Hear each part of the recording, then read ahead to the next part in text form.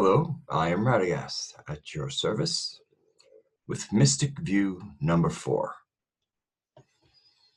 And we will be having some guests in the future, but just time to put out another one. And kind of, I guess there's not much to discuss in many ways, except for what's going on in the world, on the large world stage, which is largely transpiring in the Middle East. But of course, it affects Europe, United States, and Russia because of the sides that are forming up with regards to that part of the world, namely Syria, and of course Iraq, because the two desert areas, they do share a border, and the largely uninhabited, not totally uninhabited, but less populated and desert type areas is where the boogeyman ISIL Daesh is running amok. Or at least they are running amok, but I think it's, the chaos out of order kind of chaos that's there, at least the order from people who like a certain kind of order. And, but I think, Kerry was just in Moscow, and he met with Putin and Lavrov for 3 hours, originally scheduled for 1 hour. And he came out saying things like, I guess, Assad doesn't have to go, which was a hard line, and, working together with the Russians for security is a good thing. Nice words. I like those words. But I think it's Maria Zakharova who's a spokesman for the Russian government, for the Russian Federation, said something about, something to the effect of, okay, good words, by their fruits you will know them. So that kind of lets you know that in typical real politic and trying to be diplomatic about things, Russia will take America at its word, as operational. But again, looking for what kind of fruit falls, because there is within. Matter of fact, I read another quick article somewhere about neocons are really unhappy that Kerry went to Putin. Went to Moscow and visited with Putin and Lavrov, and they're kind of like making it like it's almost like he's Neville Chamberlain appeasing Hitler. I mean, they're going all out. They're bringing the storybooks out. Same themes. Putin is Hitler, so now Kerry is Neville Chamberlain appeasing Putin. This is how the rabid neocon faction in our government thinks. Now, one of the things that isn't very well known, we have different branches of government: Marine, Army, Air Force, and Navy. And it's the Air Force with their bombers that kind of has control, or would be the operating team for use of nuclear weapons. Not that there aren't nuclear cruise missiles that can come off Navy ships, but the big ordnance come from the B-1, B-2 bombers, and things like that. So the Air Force kind of has the thunderbolt of God in their hand. And apparently this has attracted a dispensationalist type of Christian sect there. In many ways, the Air Force has a cult within it. And these are people who really believe if they can just throw enough bombs down and kind of set the world on fire, Jesus will come back and take them away. And this is a deep belief of theirs. And apparently much of the Air Force, especially the upper ranks, is this is kind of like, to really rise, you kind of like have to be part of this cult. Really is a cult, because it has its own culture. That's not to say all cultures are cult-like, but all cults will have a culture. And so that's the other kind of crazy thing, is where there's cooler heads that are apparently trying to prevail, but you have the non-military, people who've never, like the neocons basically have never been in the military service, but they're always calling for some more. And then you have a group in one branch of the armed forces that has a group has people that really would want Jesus to come take them away, but they have to get Armageddon going, and their bombs and their bombers are just just a tool to get the job done. If only they could get the orders. So you have all this kind of craziness going, and my mystic view is that sanity will prevail overall, but not without some kind of insanity. But I think that really end of the world stuff, I think, is going to be kept at bay. I think it's a known problem in the armed forces, and I think they know just who not to listen to. But at the same time, you have, well, okay, France. There was a navy war games that were done with I think it was all NATO people, and they conducted one group of war games, and there was a particular French sub, and it's a small sub, very probably like 1/3 the size of the average kind of sub that would accompany be one of the protector subs of a carrier group. And at what point they pitted this French sub became part in the games of an adversarial team, and this one French sub managed to sink the carrier, in the game, which I think was a Theodore Roosevelt carrier, and half of its fleet, one sub. And there's an interesting story floating around in different places, and I read so much material where I came from, and I'm not saying this is true, but it's just a possibility. Whoa.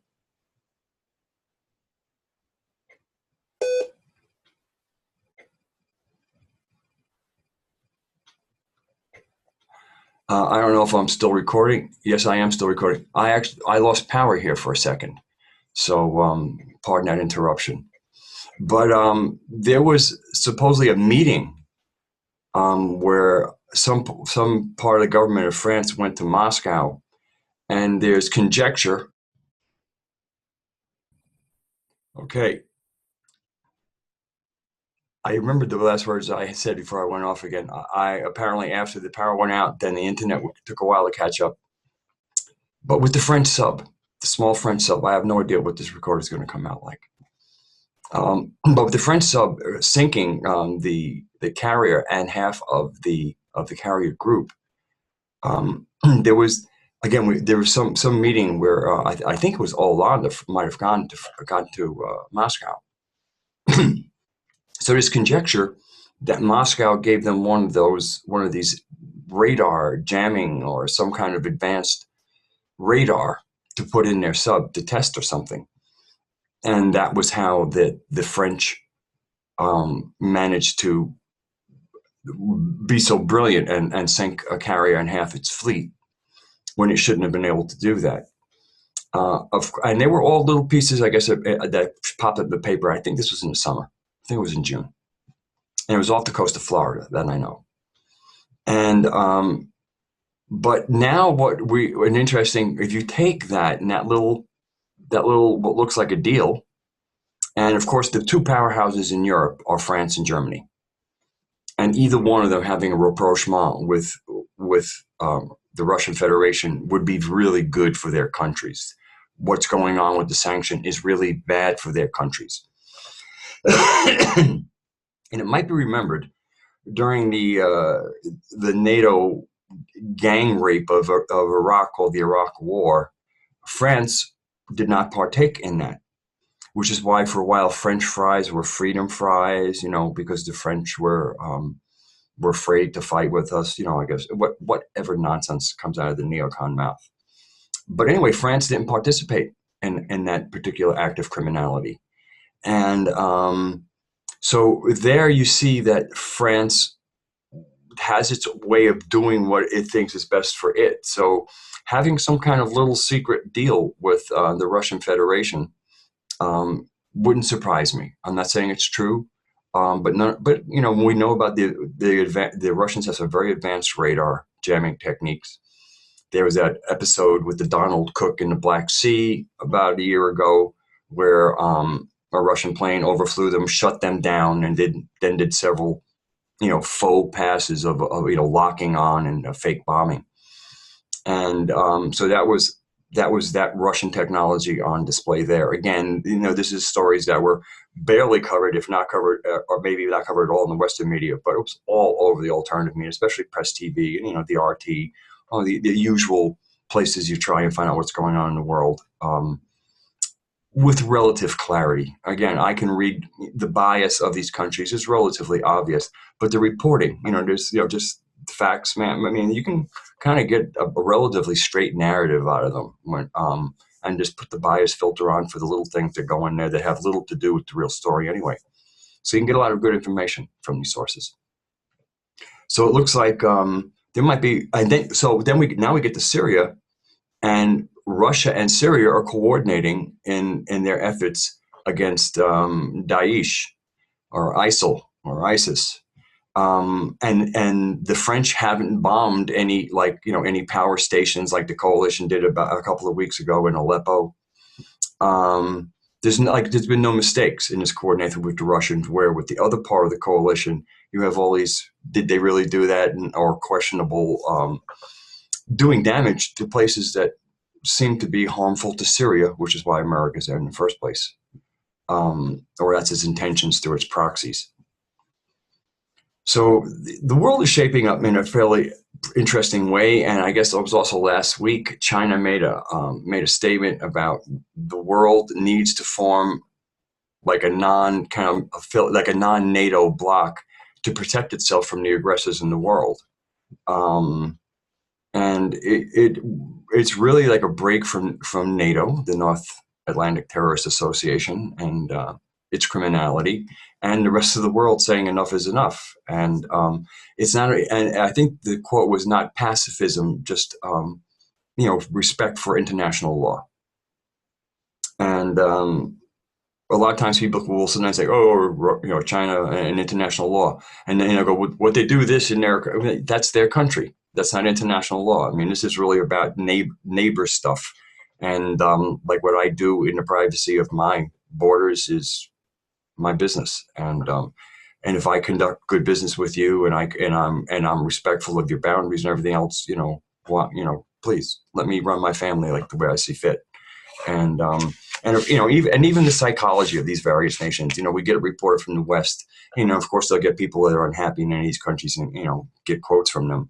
But sometimes to really go in there, you see that even though nobody's thrilled with their government, a lot of them are a lot more supportive than it might look like from reporting from the outside, even from alternative sources. So again, just like with the last time, the world is parsing off. There's the anti-life aspect, the Satanist types or whatever, the anti-life types. They're getting isolated. They're getting more and more isolated, and it's really this little tiny group of nations. No, not so tiny, but comparative to the rest of the world, it's a fairly small group of nations and their brainwashed populations that help them support the false reality that they create. But and a lot of people think the BRICS nations are still looking a little wobbly. They are wobbly, but they're for real, and they are a direction of the future. The China's one belt, one road, one belt. It's going to be just an enormous hit in the arm, just energetically. Culture, the ability for different cultures to exchange their goods and trade. I mean, it's going to be pretty amazing. And is it going to be good for Chinese businessmen? Most likely. That's kind of like what they do. But it's not. It's very different than the rape of the Western economic model. I mean, again, it's still business, and they will certainly, they're known to be pretty strong bargainers, but but there's a playfulness in it. There's and that's how old trade really was. I mean, there was a game. There was a game always, and who played the game better? but it wasn't like only I'm quite sure occasionally got cutthroat, but again, those are the sick people. This is where we got to band together as human beings, knowing we're not perfect, but knowing that there's enough love to keep us together, and start seeing nuts for who they are, and just kind of like go play by yourself. And and have enough wherewithal, with with each country having a good defensive military to be able to defend its own borders. So if somebody gets real stupid, it will be that they got real stupid. And just kind of make the obvious obvious. Where most of the world is done with the nonsense, and we need to be left alone so we can find our legs and get and recover our decency towards each other, and make the world a better place. So I feel the outlook is good overall. It's going to be it's going to be ugly while it's getting better, and hopefully not too ugly. And I just get the feeling that there's enough undercurrents, things that are not really reported, and you can see little snippets here and there, and maybe you can connect some dots, and maybe the dots you connect are creating pictures that aren't true. But I would, if I didn't have a little juice in them, and what I'm saying to you, I wouldn't be sharing with you. I'm not just trying to fill space. I really think there's a line in here. I think there's a spirit that's animating. And again, these two, there's kind of like to the anti-life spirit and the spirit that's finding itself. God is awakening in our hearts, and that spirit is now saying, I kind of know my own brothers and sisters, and I know who aren't my brothers and sisters, or at least who my ill brothers and sisters are, and to not hate them, but let them know that we want to practice love, and if they don't want to practice love, they need to kind of go find a dirty place to do what they do. So I guess that'll probably wrap it up. It's a little bit late at night. It's almost 3 o'clock in the morning, and again there were some electrical and then some internet things that happened there. So there's a couple of dead spots in the beginning. So I forgive that, but I kept my train of thought, so I just decided to let it keep on running. The recording never stopped, so I didn't stop recording. Right, yeah, the light's still blinking. Good. So I guess that'll be Mystic View number 4. The world is finding itself, and people who we might not suspect, and countries we might not suspect, are really leading it. And it isn't perfect, and there's still going to be, Brazil's going through a big shakeup. India seems to, still seems, has its issues with who's the older or more ancient or greater culture with China. They have their own little dynamic that they're working out successfully, but it still creates some wobble in what could be a smoother orbit. And of course, South Africa, well, it's doing what it's doing down there, but it's holding the place. It's holding the continent's place in the 5 or 555 things. So I think things are going well. But whatever you do, try to use your discernment, and think good thoughts, pray good thoughts. Pray, just pray for us to wake up. That's what we really need more than anything else. The majority of the population waking up changes the game. Really, the clowns, the sideshow, these neocon things. If they didn't have some kind of an audience cheering them on, they would become irrelevant. So let's just pray that people see silliness for what it is, and start looking for their brothers and sisters who they've been calling wackadoos and conspiracy theorists, and sit down and go, can we skip a lot of the detail and just like, what are we doing here? And then we clue them in, and we reclaim the world. Okay. God bless you all. Bye.